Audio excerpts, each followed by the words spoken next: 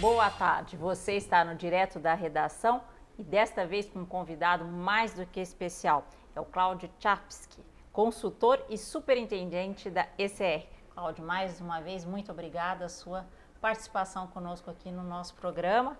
E a Andréa Martins, nossa repórter, vai nos ajudar nessa conversa. Obrigado a vocês pelo convite e espero poder contribuir. Com certeza. Cláudio, você esteve aqui o ano passado, acho que foi no começo do ano passado, a gente conversou várias coisas, mas com a mudança que aconteceu no final do ano, nesse começo do ano, o que a gente pode esperar desse 2016? Pode esperar desafios, para não dizer dificuldades. Eu acho que vai ser um ano que vai trazer oportunidades como todos os anos, mas muitas ameaças também. E o grande desafio para o empresário vai ser separar o joio do trigo, separar as oportunidades das ameaças e se posicionar corretamente, com muita agilidade, para conseguir aproveitar aquilo que o mercado oferece de bom e escapar das muitas armadilhas que certamente existirão. Eu acho que nós temos aí o nosso governo, sem qualquer julgamento de partidos, nos dá uma lição muito grande e muito clara também, do que acontece quando não se tem estratégia, não se tem planejamento, não se tem gestão e ainda tem gente dentro de casa roubando. Sim. A gente vê o tamanho do desastre, Do o que rombo. acontece do rombo, que conseguiram quebrar um país. Essa situação que nós estamos vivendo hoje não se deve a nenhuma empresa particularmente, a Petrobras como grande vilã. A Petrobras não é vilã de coisa nenhuma, é os políticos, os ladrões, enfim, tudo aquilo que nós ouvimos todos os dias, que usaram a empresa em benefício próprio, desviando-a do seu curso, dos seus negócios, dos seus objetivos, e que causaram um efeito cascata que acabou derrubando o país inteiro. Então, acho que um dos grandes alertas para o empresário é: será que sua empresa tem uma estratégia clara? Será que sua empresa está enxergando corretamente para onde o mercado está se direcionando? Quais são as oportunidades, quais são as ameaças que existem? Tem definido um plano de ação, como eu vou me posicionar nessa situação? A diretoria da empresa, os gestores da empresa estão empenhados em executar essa estratégia, considerando as limitações de recursos, enfim, todos os fatores de mercado que acontecem, e estão preocupados em acompanhar o mercado muito de perto, entendendo as mudanças hoje exigem muita agilidade, a cada dia uma nova notícia. A cada dia, antigamente acontecia, mas existia um tempo muito maior para a reação e os erros custavam menos. Hoje, errar ou não tomar o caminho certo no tempo próprio, eventualmente nos faz perder as poucas oportunidades que existem e, apesar de talvez termos tido a visão, se nós não tivermos a ação em momento imediatamente seguinte, não temos essa capacidade, essa agilidade de nos adaptarmos à nova realidade do mercado, nós podemos tropeçar e talvez cair.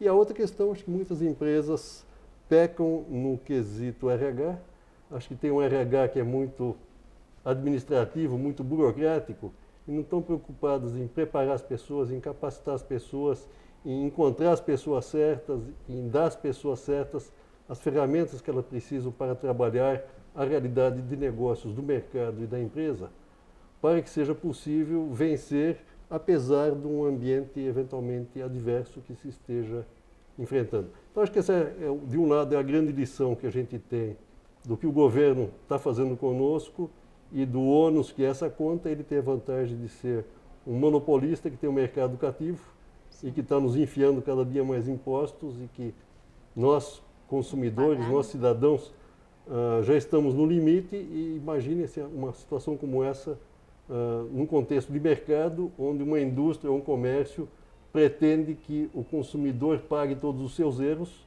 vai ter um momento que os consumidores não querem mais. Sim. Cansei, vou embora, troco de marca, troco de loja, não preciso disso.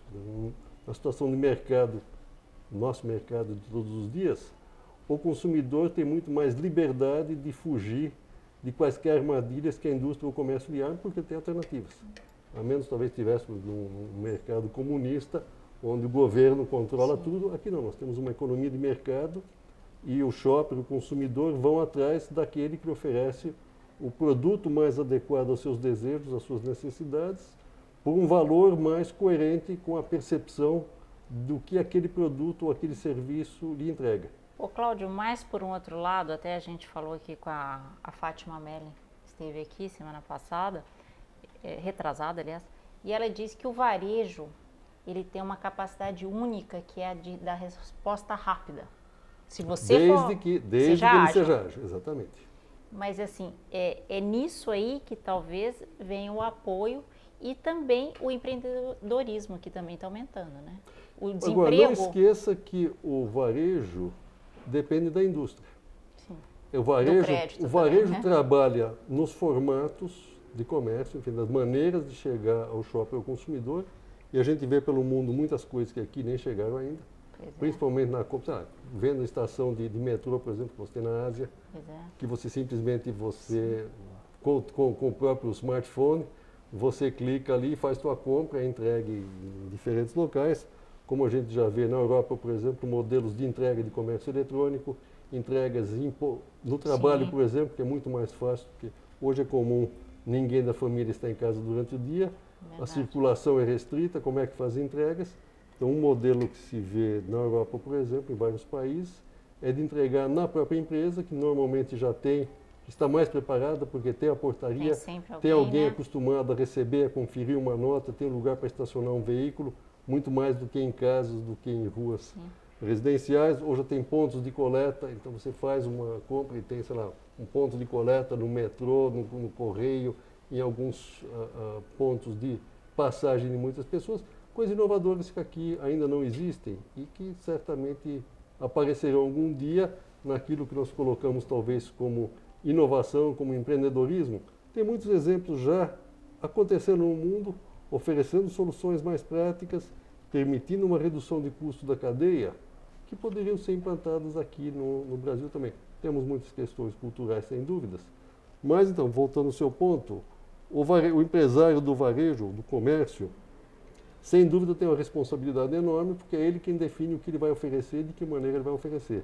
E a indústria tem a outra metade da equação, que é oferecer os produtos, embalagens, marcas e apoio às marcas, que são demandadas pelo consumidor, pelo shopper, para se informar e para encontrar aqueles produtos coerentes com o seu modelo de vida. Andréia. Cláudio, 2015 foi um ano muito negativo para o varejo, claro que por toda a cadeia de abastecimento, a sociedade e os brasileiros também sofreram muito com as mudanças da economia, com a crise. E a cada evento sazonal que aconteceu no varejo, a gente viu um recuo. Nos últimos 10 anos foi o pior resultado, em tal época, na Páscoa, no Natal, Dia das Crianças. O varejista hoje, falando mais propriamente do alimentar, como é que ele deve encarar 2016, então? Antigamente, ele apostava muito nas datas sazonais, nas comemorações. Ele deve continuar acreditando nisso ou como você estava falando agora, ele tem que estar atento ao consumidor, a novas possibilidades de atendimento, indiferente de data, de dia, de semana?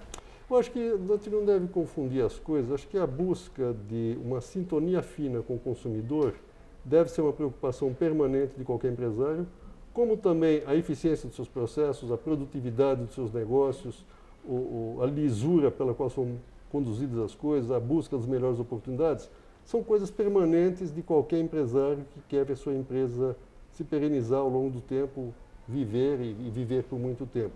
Eu acho que isso independe de uma conjuntura mais ou menos favorável, é mais importante em momentos de crise, porque tem muito menos espaço para errar, tem muito menos gordura para pagar pelos erros. Mas são coisas permanentes no mercado. Voltando mais especificamente à sua pergunta, eu acho que os grandes problemas que nós enfrentamos são parte do grande problema que o país enfrenta é uma crise de credibilidade. Então, se difunde a cada dia uma mensagem negativa, está péssimo, está uma desgraça, vai faltar, vai acabar, e as pessoas deixando de consumir, deixando de gastar. Com medo, né? Com medo, com N razões para isso, ou por estarem desempregadas, ou por estarem medo de ficarem desempregadas, ou por tudo aquilo que a mídia anuncia, ou pela realidade, que nós estamos de fato numa crise institucional, uma crise governamental extremamente séria, mas na medida, seja qual for a causa, que você consome menos, ou que cada cidadão consome menos, a massa daquilo que é consumido diminui, as indústrias produzem menos, o comércio vende menos e a própria economia vai se retraindo. Gira mesmo. Então, hoje mesmo eu vi um estudo feito a respeito de vários países na América Latina onde houve impeachment. Qual foi a consequência do impeachment? E a consequência em todos eles foi uma volta. O impeachment sempre aconteceu numa situação de crise econômica e política e social, e o pós-impeachment, em todos os casos, teve uma recuperação da economia bastante expressiva. Rápida, Cláudio. Mas, enfim, eu não vi a questão do timing, mas sim, enfim, relativamente mas teve pouco uma tempo. recuperação. Teve uma recuperação importante e expressiva. Por quê? Porque voltou a credibilidade. As pessoas pararam de pensar, agora nós estamos nos encaminhando para o fundo do poço e vai piorar a cada dia, então a gente eu já tenho viu medo. isso, né? Já vimos no próprio governo Collor, foi exatamente o que aconteceu aqui também. Isso. Existia um receio muito grande de gastar, porque eu não tenho, porque as minhas reservas devem garantir o meu futuro. E já tinha confiscado, né? Já tinha confiscado. Então, no momento que você mudou a credibilidade do sistema e você diz, não vai acabar o mundo, ufa, finalmente acabou aquele período ruim, entramos numa fase boa, existe uma tendência estatisticamente comprovada de a economia se recuperar. Então, isso está fortemente ligado ao fator credibilidade na economia e no valor da moeda. Tem mais uma pergunta para terminar? Para terminar, como é que a gente pode, então, trabalhar nesse primeiro semestre? Então, falamos que não podemos falar em notícias negativas. Tem que, Dá uma notícia mais animadora. Temos um ano inteiro para fazer acontecer. Então, vamos falar propriamente para o atacadista, para o varejista, acreditar realmente de que se fizer o trabalho certinho vai dar certo, vai ter resultado. Olhar dentro da sua casa, dentro da sua empresa. Olhar fora de casa, olhar o mercado, o que o mercado demanda, quais são as oportunidades. Possivelmente muito daquilo que ele vinha fazendo hoje não tem mais espaço. Ele vai precisar de talvez novas marcas, novas embalagens, novos produtos, novas soluções, e tem muitíssimas por aí.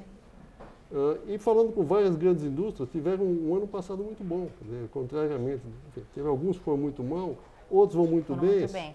E, inclusive também de comércios, de varejo, tem muitos aí dizendo, eu estou com dinheiro em caixa, vou aproveitar a crise para aumentar minha base de negócios, estou esperando oportunidades de comprar outras empresas. Então até isso podem ser... Isso também tem sido anunciado também. Isso também, enfim, eu acho que então, o que o empresário deve fazer, como sempre fez, a recomendação não mudou, continue antenado com o mercado no qual você trabalha, olhe nesse mercado quais são as oportunidades e as ameaças, defina a sua estratégia para aproveitar as oportunidades e minimizar as ameaças, planeje cuidadosamente cada um dos passos para você capturar essas oportunidades, controle a sua organização para assegurar que haja a máxima eficiência e eficácia no uso dos recursos que você tem. Verifique se não tem gente como essa que nós encontramos no governo aí, desviando, preferindo vantagens pessoais do que a vantagem do negócio. Seja justo com quem trabalha dentro, com teus clientes internos e externos, e siga em frente. É isso. Bom, uma das nossas dicas estão na Varejo de Vizinhança, que a gente fez uma matéria aqui, ó, entre 2016 com o pé direito aí. Tem 20 dicas para unir com o que você falou aí, dar uma clareada aí, vamos clarear esse futuro, tem que trabalhar com os próximos meses. Não adianta também. É otimismo, mas um otimismo realista. Sim. Existem oportunidades, o mercado está aí para todos. Não otimista sem o pé no chão. Não viajando. Não viajando. E também a gente já está preparando a próxima, que trata de alguns assuntos muito interessantes, que eu já vou adiantar. Um é Páscoa, trabalhar com essa data, que é importante para o varejo, isso a gente já sabe. A segunda é a shopper feminina, a mulher que decide, como é que a gente lida com isso, que também... A outra é das embalagens, são as embalagens, que hoje é muito importante, né? Tamanho, a embalagem configuração... se comunica muito com o consumidor. Tamanho, né? A praticidade de uso. Isso tudo você vai ver na Varejo de Vizinhança no início de fevereiro, você vai poder conferir tudo isso digital, é só baixar o aplicativo ou ler pela internet, como você quiser. Isso é muito fácil. Revista Distribuição, fevereiro também, uma pesquisa que vai trazer quais são as empresas que têm maior número de marcas vendidas no varejo. Isso é muito importante para você ter essas marcas, ter contato com essas empresas, para você saber lidar com esse mercado. Eu acho que é bastante importante, você vai saber o perfil dessas empresas, estratégia. Isso é bastante importante, né, Cláudio? Hoje ter essa noção como é que lida com tudo isso hoje, que é um número infinito de marcas, né, de empresas aí. Às vezes empresas que você nem conhece muito bem e são excelentes, né? Sim, você só vê isso no varejo regional, tem muitas marcas regionais. A gente vai tratar com disso peso também. Enorme. Que às vezes a gente já sabe que tem excelentes e está chegando muito. Às vezes está lá no Nordeste, já está chegando aqui no Sul, no Sudeste. É bom todo mundo ficar sabendo quem são elas. Eu me despeço, Cláudio, muito obrigada, viu? Obrigado a você mais uma vez. Vamos ver se no segundo semestre volta aqui para dar boas notícias, né? É isso aí. Obrigada, André, e até o próximo Direto da Redação. Não saia daí, a programação continua, nossos vídeos, nossas matérias, nossas entrevistas, tudo aí no portal New Trade TV New Trade.